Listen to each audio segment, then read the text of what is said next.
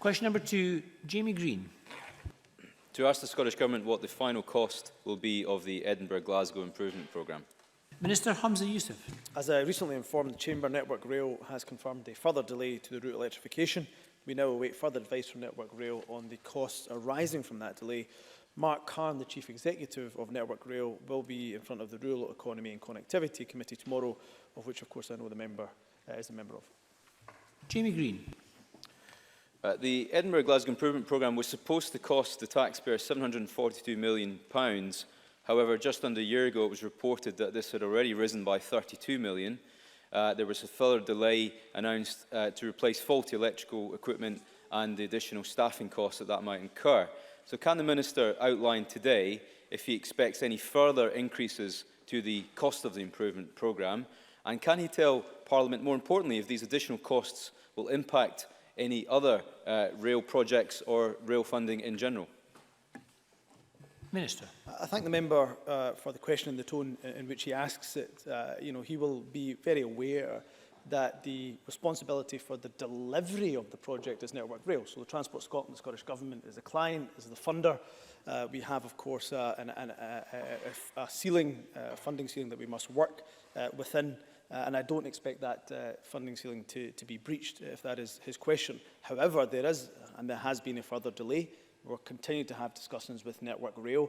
I would have to really defer to Network Rail to come back to us with what the potential cost increases would be of that. Last report of the cost increases we did from a Scottish Government perspective was an independent report by Ernst & Young, which again the committee had sight of. This is actually a shared problem with the UK Government as well. We know Network Rail is a reclassified body under the Department for Transport. Clearly, the UK Government is also facing similar issues with Network Rail. We in the Scottish Government are facing similar issues now that the Government, certainly Cabinet members have been appointed.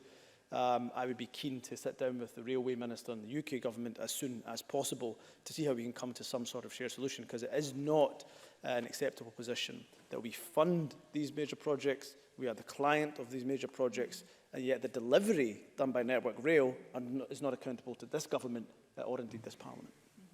Jamie Greene.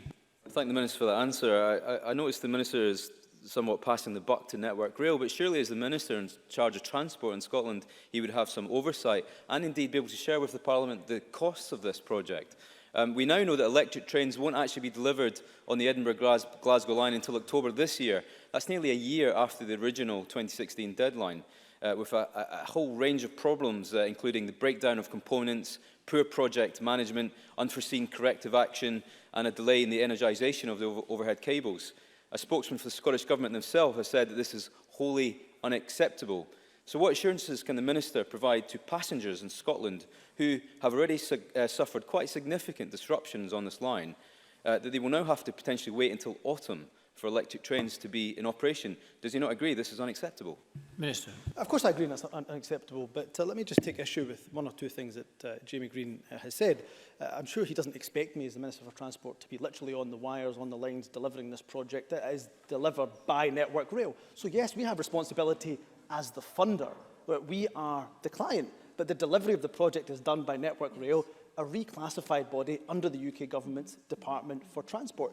And in terms of our projects, yes, of course it's unacceptable when there is any delay. The last time I informed this chamber, in fact, in front of the committee, no doubt under his questioning, was that electric services we were expecting to come on this route in July of this year. It's now gone into October.